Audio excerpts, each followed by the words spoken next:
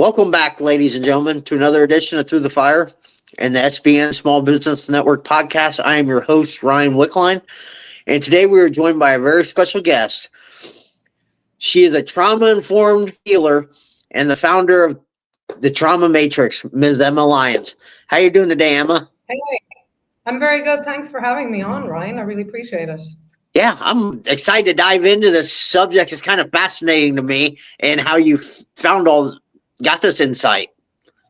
Yeah. Well, let's dive in. I'm ready to show you what I've discovered. All right, the number one question the audience is probably wondering right now: who is Emma Lyons? Whoa, that is a big question. I mean, how do you describe who you are?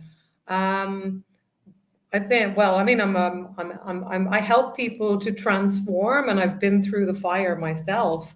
But it's really hard to put into words who you are because you're not anything that you say that you are. It's very limiting. Like a mother, a father, a woman. We're all so much more than that. So that's a really hard question to answer. But so I don't know. How would you describe yourself, Ryan? Who are you? Probably first and foremost, I'd say I'm a child of God. That's where my identity is really based in, right in there. I love that. I'm right there with you, like a child of God, someone who's here to open pathways to new possibilities, and someone who has to go through the fire first before I get there. Yeah, you definitely have to go through the fire before you can really help anybody else. I think so, yeah. And if you're helping people in a deep way, absolutely. Yeah. Why did you turn away from becoming a lawyer in a path that seemed perfect on paper to doing what you're doing now? I studied human rights, and then I did human rights law. Then I went and studied law, and I thought I would become. I kind of always wanted to help people, and I thought law would be a good way to do that. But I managed to get through the courses and everything, and then at the end, I was just really burnt out, and I knew number one that it wouldn't make me happy, and that I wasn't really cut out for it, and I knew that I just didn't want it enough because it's not something that you can do with one foot in and one foot out. You have to like be 100% in, and I knew I didn't have that. So it was a question of desire and just not feeling aligned with it. So I took the choice to kind of try something else to figure it out. I had what's called a quarter life crisis. I don't know if you've had one of those. It's like a midlife crisis, but much earlier, like when you're about 28 or something. You have this big existential crisis. You're like, why am I here? What's it all about? Oh my God, I don't know what my purpose is. And yeah, that was me. So I started looking for things to help me. And I found this healing work, yoga, and those kind of things. And I found that they really helped me. And I also found that I had a real aptitude for them and that it was really easy for me. But and that I could really help people and go very deep very quickly. But when I tried to do a business with those things, I found that I kept on running into roadblocks because of my own fears around being visible, because of my own self-sabotage, because from a young age, I'd kind of absorb this idea that there's something wrong with me, that I have to stay small and hidden. And that was really the obstacle that I kept running up against when I tried to expand. And what I've identified that thing is that I really internalized is shame. So it's this internalized shame really was guiding me from a very young age and made me feel very bad about myself and made me feel that there was something wrong with me. So what I discovered after the law thing, and I'm moving into another stage after your question, I suppose, is that I figured when I was really struggling to make things work, only when I realized what was underneath, what was really going on, keeping me blocked, was these inherited family patterns that I'd been the scapegoat in my family system and had been, the designated person to take on all the shame. That's when I started uncovering all that and started releasing all that. That's when things really started to shift for me. And that's when I came across this idea, I realized that my mom is very likely a covert narcissist, and that I had all the traits of a scapegoat. And I realized that this is something that you see everywhere out of the world, and that I internalized that voice, and this was where the shaming came from a very young age, from a very young child. Huh. So how did you figure all that out? That like it was shame holding you back. That was keeping you from wanting to be seen and to pursuing something to be more visible and to become your most authentic self. Yeah, because I was really trying. I can't tell you how much money I spent on amazing coaches and courses and all kinds of things, marketing courses, all of these things. And sometimes they work to a degree and then it just kind of screeched to a halt. Other times I would be working my ass off and doing all the things and nothing would work. I would just be spinning my wheels. So what happened was I broke my leg. I had an accident where I broke my leg pretty badly. I had a cast up to here. I was completely paralyzed. Well, I couldn't move. I was basically bedridden or in a wheelchair. And that was the thing that really caused me to slow down and really start feeling all those uncomfortable feelings and start putting together like where this came from and the source of it all. And it came to me when I realized that my mom was quite manipulative and I was feeling uncomfortable about that. And then it kind of connected that she has a lot of narcissistic traits, covert narcissistic traits. And then once I discovered about the scapegoat, it kind of just landed in my head one day. I realized that I ticked all the boxes of that. And one of the characteristics for the scapegoat is that you internalize all the shame. You basically become the garbage disposal for all the generational trauma of the family that nobody wants to deal with. So nobody wants to talk about, don't talk about the elephant in the room, don't talk about this, don't talk about the shame, don't talk about what happened to grandmother. It all gets dumped on one person because the parents, the other people in the family, they don't want to deal with it or speak about it.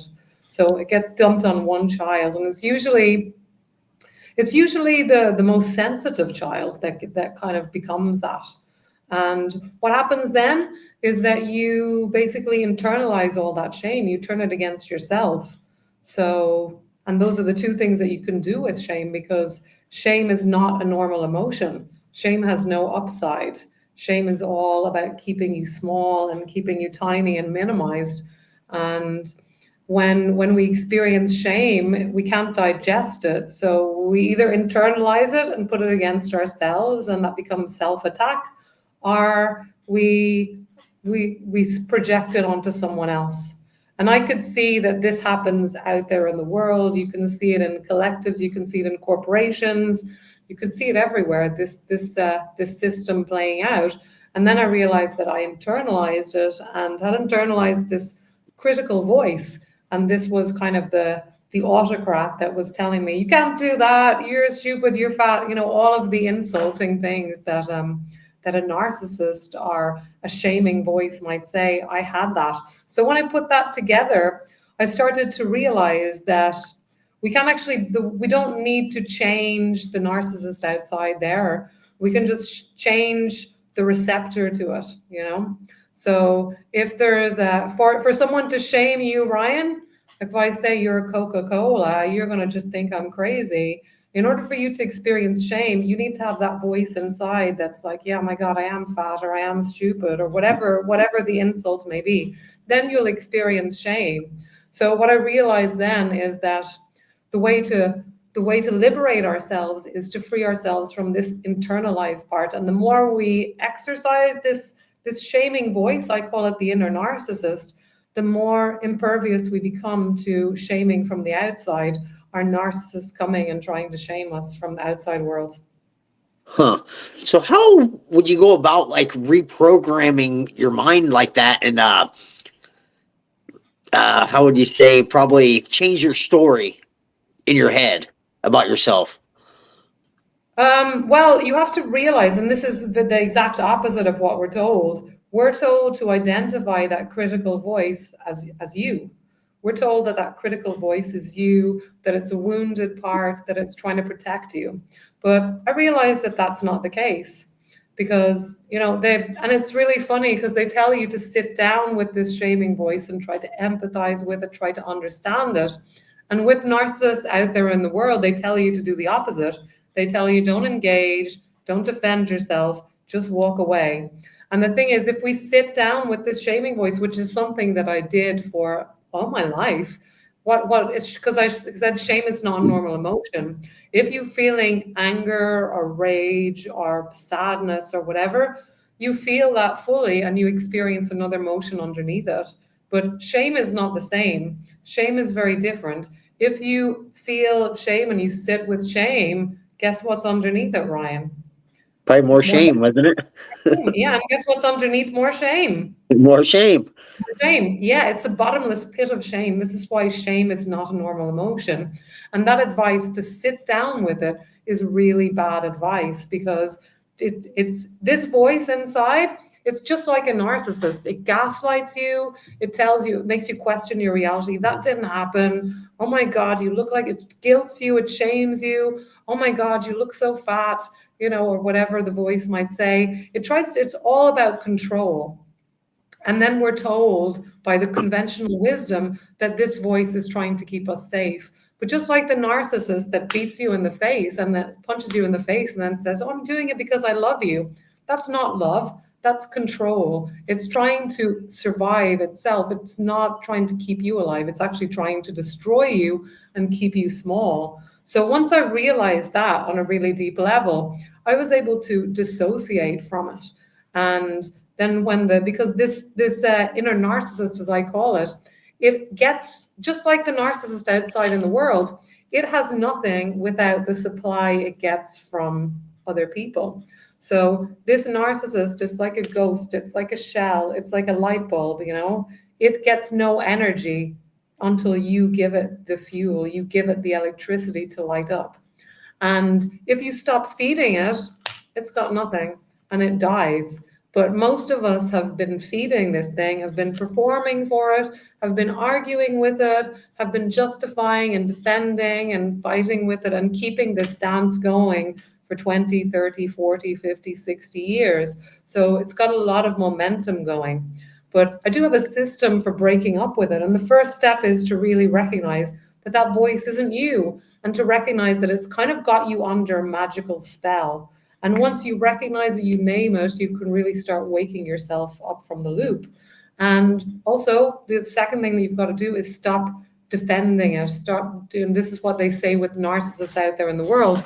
You don't defend, you don't try to justify yourself, you don't try to argue with it, you don't take it personal, you just say, not today, it's not happening. You just completely separate yourself. And when we do those two things with this narcissistic voice, we diffuse its power. We cut off its power supply and take back the power that's originally ours. Yeah. So does most of this happen from childhood, like developed them patterns from childhood? Yes, we've all in the Western world, particularly where we live in a Judeo-Christian culture, this idea, we have this very much ingrained sense of internalized shame. This idea, it comes from the Christian idea that you're bad, in sin, original sin, you're a sinner and you have to forgive. Now, if you look at that for a second, you'll see that that's a double bind because you can never escape from those. That's a loop. I'm a sinner and I have to forgive. I'm a sinner and I have to forgive. There's no escaping that. And that's the foundational piece for our cultural landscape in the West.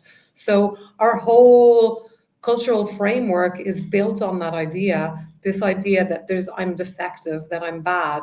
And this is something that was really spread a lot by the church because Jesus didn't teach shame. He didn't teach shaming, but this is something that came with the church. The church started shaming and saying that you're a sinner and that you need to feel guilty, that you need to feel bad for who you are. And this is what really started it off, because only in the West do we have this idea of individualized sin. I'm bad because I'm me. If we look at other cultures, I don't know how familiar you are with other cultures, but say in the Far East, in Japan, or in China, they also have shame, but it's not the same kind of individualized shame that we have in Western countries. In Eastern countries and in other cultures that predated Christianity, for example, in Ireland, the culture was kind of tribal, and it was kind of an honor code. If you stepped outside what was acceptable, you were kind of shamed for that, but you weren't shamed for who you are. So shame, it's a kind of, it's also very corrosive, because shame is always negative, very, very bad for you.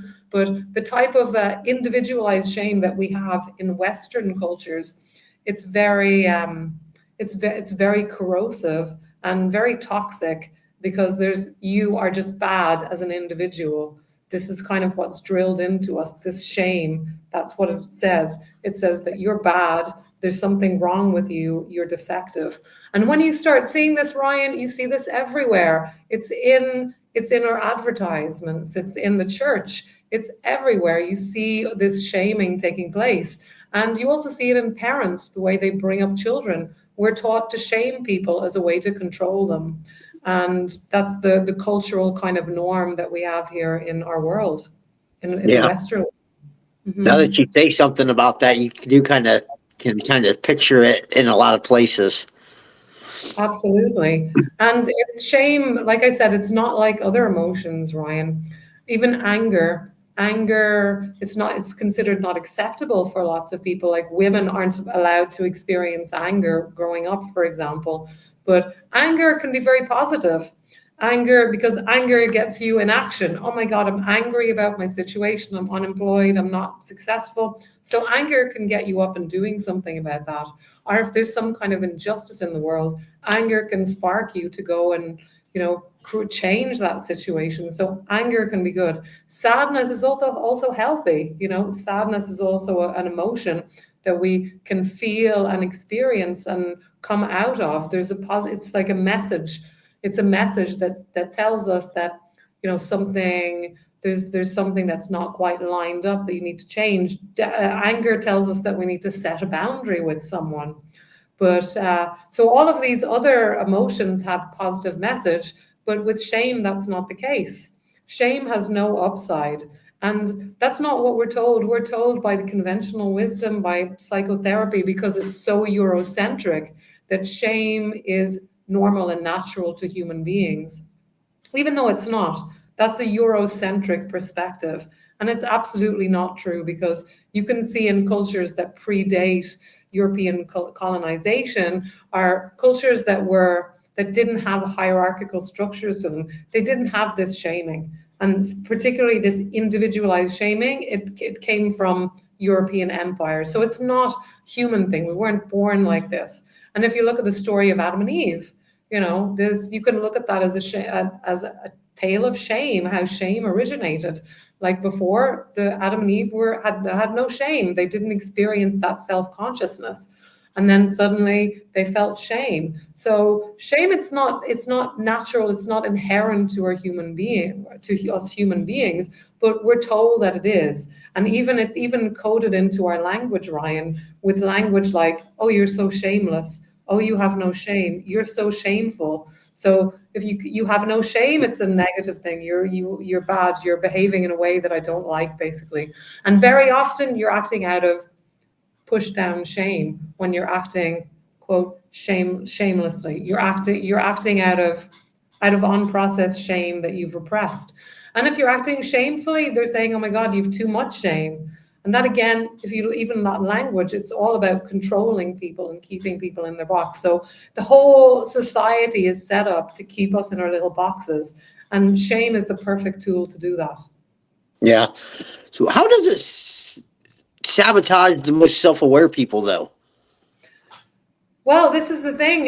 You can be very self-aware about, your upbringing. You can be very aware about what happened, what your mother and father did or didn't do when you're growing up. But until you address this shame, you're still being controlled by it. So you can write about the trauma. You can write a book about all the trauma that you experienced. But if you don't release this unprocessed shame, it's going to be still controlling you. So you can be very, very self-aware and still be stuck going around in circles. And this is one way we can avoid feeling the shame and feeling those feelings. We get stuck in our head, intellectualizing, like in my own case. I could have written a book about my traumas, what happened to me as a child, why I was the way I was, but I was still very, very stuck. And that's over intellectualization. It's a way that we can avoid feeling. We intellectualize, we understand, we stay in the head because we want to avoid. It's a way of trying to avoid feeling those painful emotions. Yeah. You talk a lot about self-sabotage. How can someone go about finding their self-sabotaging behaviors? Well, self-sabotage, I mean, sometimes it's very subtle. Like I said, if you are trying to achieve a goal and you find yourself making some momentum and then stopping, that's classic self-sabotage. That also, if you're procrastinating on if you know exactly what to do and you can't seem to sit down and do it, that again is self-sabotage. Imposter syndrome, it's a way of sabotaging yourself. It's all shame. You can trace all of these things back to shame, because shame is all about keeping you small. And when we sabotage ourselves, this is a symptom of the shame. So rather than treating self-sabotage as the problem, like many people are doing, we need to deal with the source in order to really resolve the problem. And the source of all this self-sabotage is shame. So once we address and release this shame, we can start showing up. And also, like, visibility blocks, like being afraid to show your face on camera, or showing up on camera and kind of feeling awkward and weird. That again is shame. And even self-consciousness, embarrassment, these are other words for shame. So shame is very common, it's very normalized in our culture, and it's everywhere. If you don't have shame, you're maligned for that, you know. So you don't want to be too authentic, you know. You don't want to be too much in, because it triggers people. Because pretty much everyone, particularly in Western countries, is operating out of a lot of shame. It's just a question: how connected are they to it? How self-aware are they of that shame? And most people want to avoid it. Most people, like the workshops that I run, I focus on self-sabotage and trauma because that's what it's called. But I always talk about the underlying cause, which is shame. And then people are like, wow, you've just put words on something that I never knew. Or people who were brought up in toxic families, they start to have all these aha moments because they start to realize that, yes, it has been shame that's been keeping them spinning their wheels and stuck for so long. And the only way to really step out of that is to free yourself of shame. And in spite of what we're told, that is possible. Shame is not something that we need to just live with.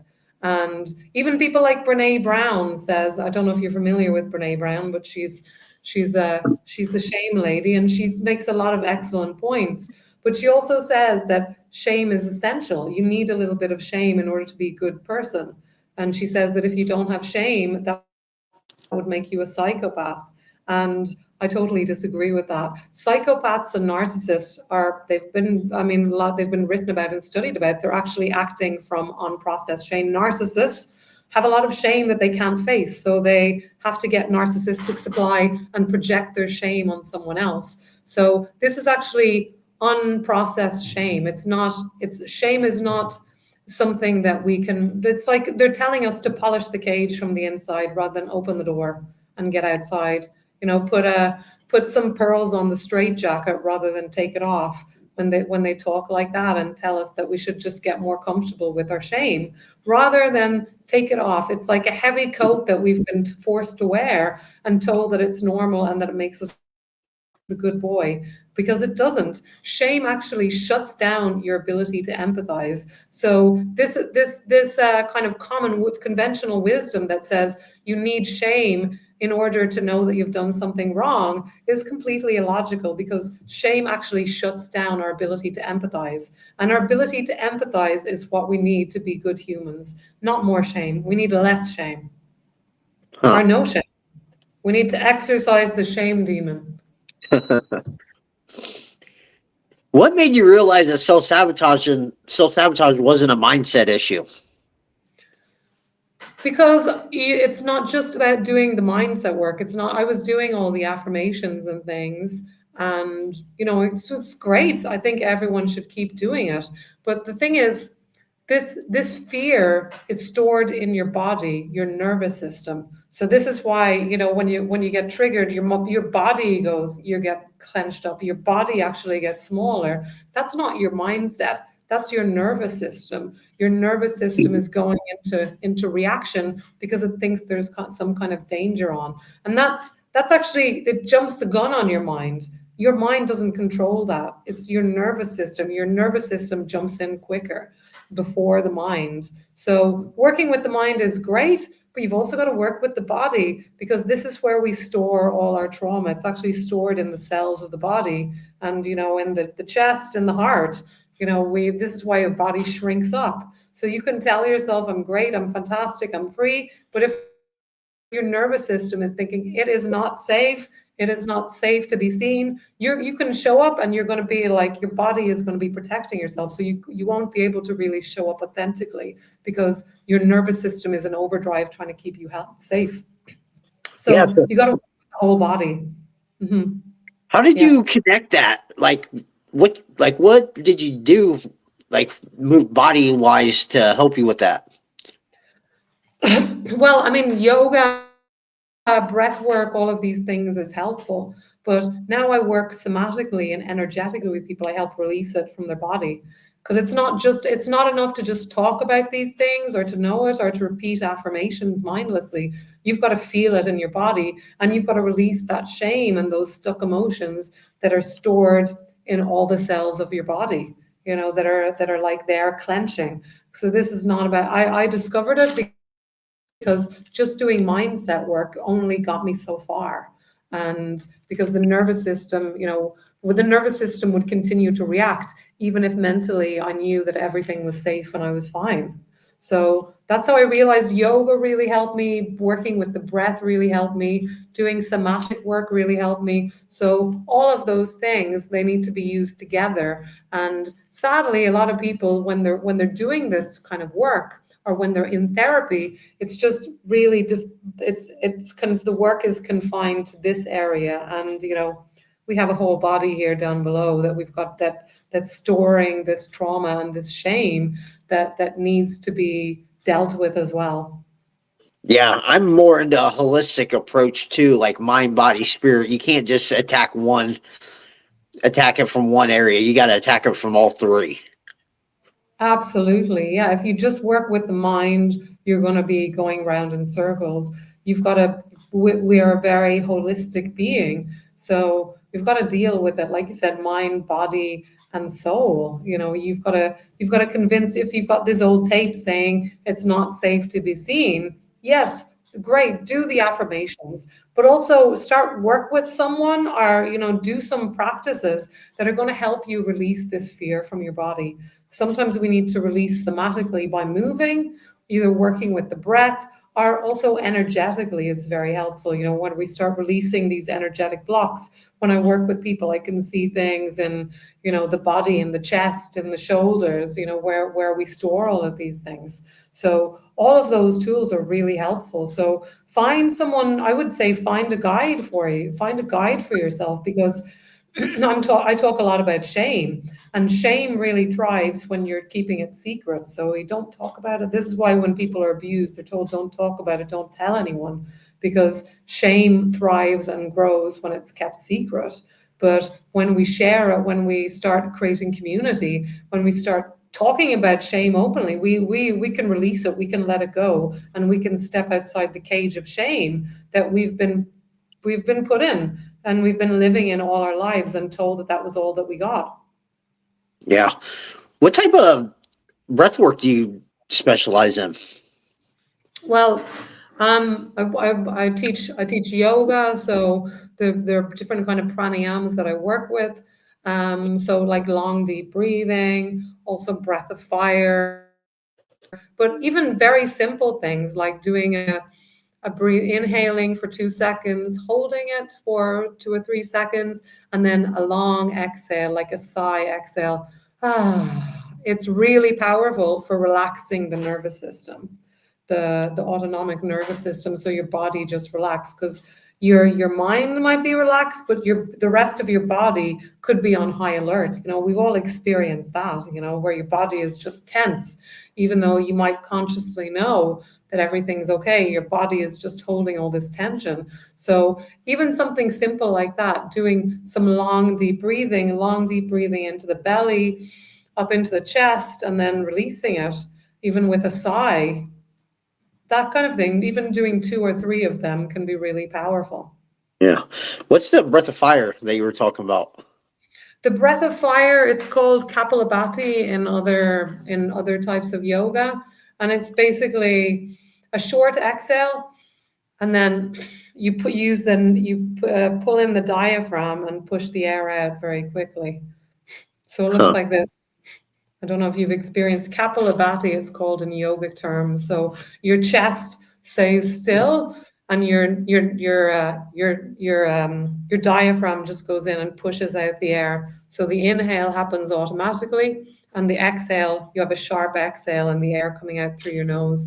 So it's kind of like, it looks like panting, like a dog panting. That's a way. It takes a while to learn how to do it, but. So I've just got my navel moving, and my upper body is hardly moving at all. That's how it works. It's very activating.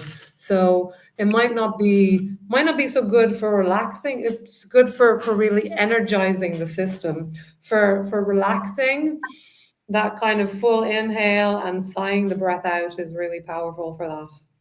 Huh, interesting. It's like that. Why isn't traditional personal development enough for deeper healing? Because traditional personal development doesn't really go into the deep reasons of why people store their things. It doesn't go into the trauma. And these are things that we need to understand. It doesn't talk about family, intergenerational trauma, like I do, for example. And even a lot of therapists aren't aware of that. I went to a therapist and had a session, and she made me do this whole role play where it was like, I forgive you, where she was standing in for my mother, and I had to do this whole, and I thought I would experience great relief from it, but nothing happened. So I think there's not that much awareness about family systems and family trauma. There is a certain degree of awareness, but I think a lot of people are afraid to go there because it's big, and also because of our cultural legacy that you've just got to love your mother and father no matter what. Even if they've abused you, even if they've beaten you up, even if they've sexual abused you, it's your mother, it's your father. Even if they've emotionally abused you or scapegoated you, we have this kind of concept in our culture that's still very powerful, that you should just forgive and forget because it's your mother, it's your father. So there's this whole kind of hierarchical idea that's designed to keep this intergenerational trauma going, because it keeps people stuck in that shame spiral. And it's very easy to control people when they're coming from that shame place. When people are shamed, they stay small, they stay stuck, they don't try to fight back because they don't feel like they can. So it's very disempowering emotion. So it really serves, the people. It serves the establishment. Let's call it like it is. It serves the establishment to keep people stuck in shame, and it's also messy. It's not simple. It's not sexy. It's not. You don't get a click your fingers and everything's okay. So it doesn't always look impressive. It sometimes looks really. It looks really messy. People crying, people raging. There are all these messy emotions that people need to go through to process this stuff, and it's not sexy and it doesn't look fantastic and impressive, but this is how you get the deeper feeling. This is how you get the release. You have to go through that in order to come outside and to be really free. I think a lot of personal development is about just making it look okay. It's just about, you seem okay now, you're fine, you go out there. It's about superficial solutions and superficial answers to deep questions. They don't want to go there because it's messy, it's complicated, it doesn't look so sexy and impressive on screen. And I think that's the reason why. Yeah, I completely agree with you on that. Like but I don't think you can really develop yourself until you heal yourself, Yeah, 100%. And there's a lot of people that are trying to do that. they're trying to they're trying to, make wealth when they're stuck in these unconscious patterns. And it's not enough to just reprogram yourself and say, I'm wealthy, I'm wealthy, I'm wealthy, I deserve wealth. If you're carrying these deeper shame patterns from your family, that's not going to cut it. You need to do deeper shame work. You need to do deeper release work. And a lot of people are in that boat. And this is why people get so frustrated with personal development, because it provides a superficial answer for something that needs a much deeper and profound it needs a deeper and profound solution than what personal development world gives you. Yeah. Can you explain what your signature framework, the trauma matrix, is? Well, the trauma matrix is it's about how, everyone's afraid of AI. And what I realized is that AI isn't the problem. The thing that's really trapping us is trauma, the trauma that we've absorbed intergenerationally, because that is keeping you stuck. That is keeping you locked into patterns. And you think it's your personality. When you are being all independent, you think that's your personality to do everything yourself. That's a trauma response. When you're shying away from people and afraid to connect, that again is a trauma response. So we're all operating out of trauma and we're calling it personality, this is just how I am, when really it's just a maladaptation to the trauma that we were brought up with and how we had to adapt ourselves in order to survive in that toxic landscape. So that this is the world is the trauma matrix, and to escape it, we need to free ourselves of our trauma. Yeah. What's one step that someone could take today to start breaking those toxic patterns that they have? Well, I can give you. You can start recognizing this. The how recognize is a very simple one. Just recognize how often when you're walking around today, how often you see shame in action, how often you see people shaming each other, how often you maybe shame someone out loud, and just notice, or maybe you shame yourself in your head. You have that voice inside, that inner narcissist that shames you, and just notice that that voice, it's always about self-preservation. It's never about the person being shamed.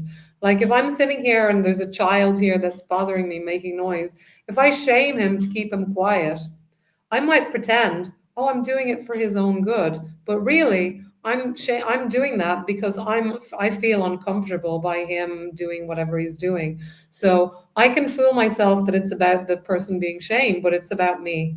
And notice how often the voice inside shames you.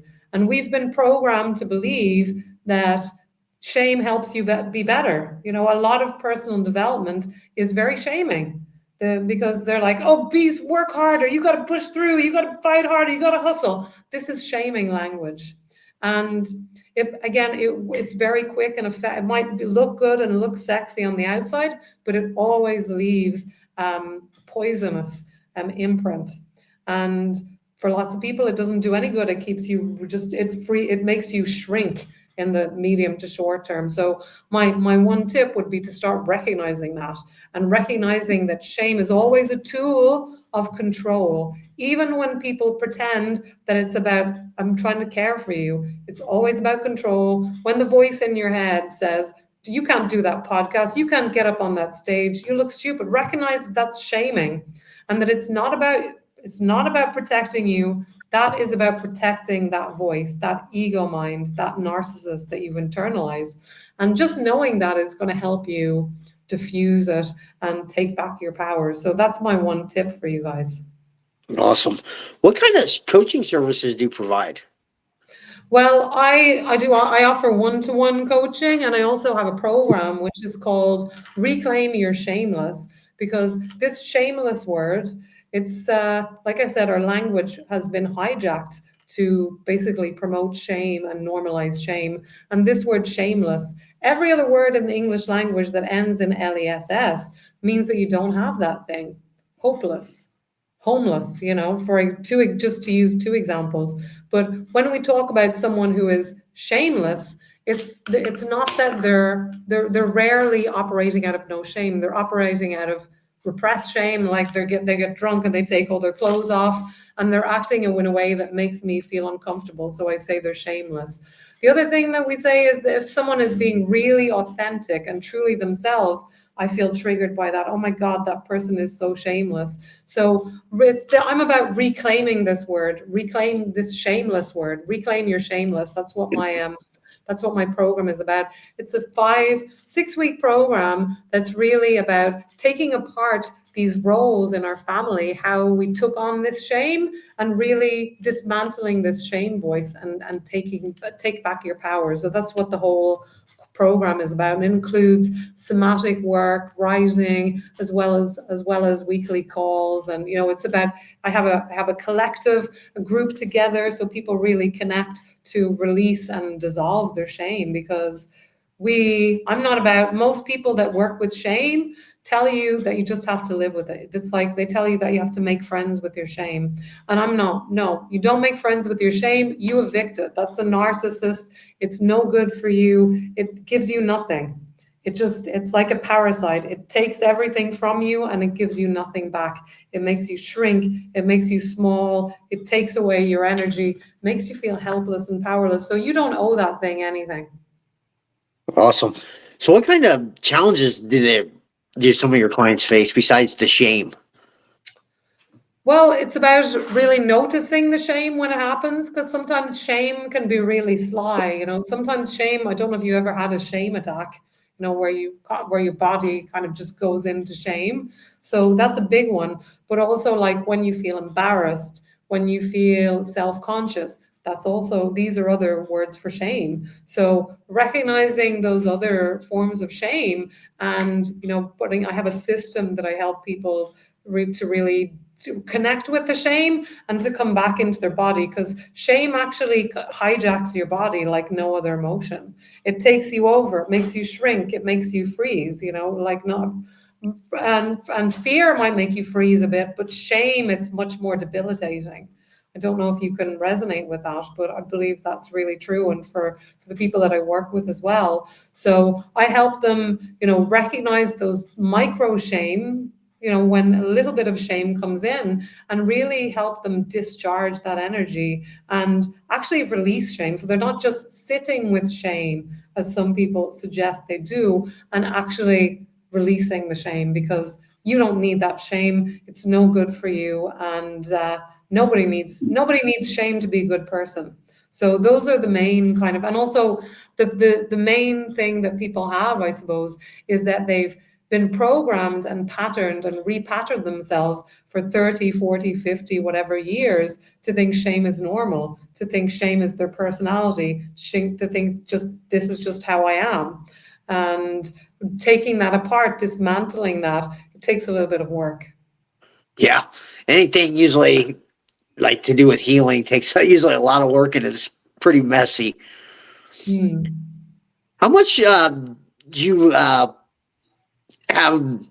like a healthier diet with movement and exercise tied in there with your clients? Well, yeah, I mean, I do yoga and somatic work as well with people. So it really depends. In my program, yeah, I do some of that, and I do run retreats and things like that. So on retreats, I can really get into it more deeply. Somatic work, kind of screaming, releasing, all of those messy things that you're not allowed to do, that we're too ashamed to do, to really express your anger, to express what the rage, the grief for the life that you never got to live, because you've been operating from shame your entire life. So there's all that stuff that we can work with, particularly with yogic practices, with like body movements, like ecstatic dance practices, where you just allow your body to move, allow your body to move to music the way that it wants to, without judging yourself, without making it wrong. And the more we stop shaming ourselves, the more we stop attracting that shame from the outside, and the more impervious we become to shaming when other people try to shame us. Yeah. Is there probably a book maybe in the future for you? Oh, definitely. Yeah, I have a Substack called Trauma Matrix if anyone wants to read some of the things that I've been writing about. And I also write about how, this trauma matrix is everywhere, and these patterns of dysfunctional and narcissistic families is everywhere out there in the world. You can see the golden child and the scapegoat everywhere. I mean, you have right now in the United States, the current scapegoat is the immigrants, so this is big. This is fractals. It fractals outwards and it fractals inwards. And at the peak of this narcissistic empire, you have things like genocide happens when you have a lot of repressed shame, and people are told that you're the golden child, that you're better, and they get a chance to project all the repressed shame onto another group of people. Yeah. How can people get a hold of you? Yeah, so reach out to me. I am on trauma.matrix on socials. I'm currently rebranding my whole website. So that's going to be traumamatrix.com.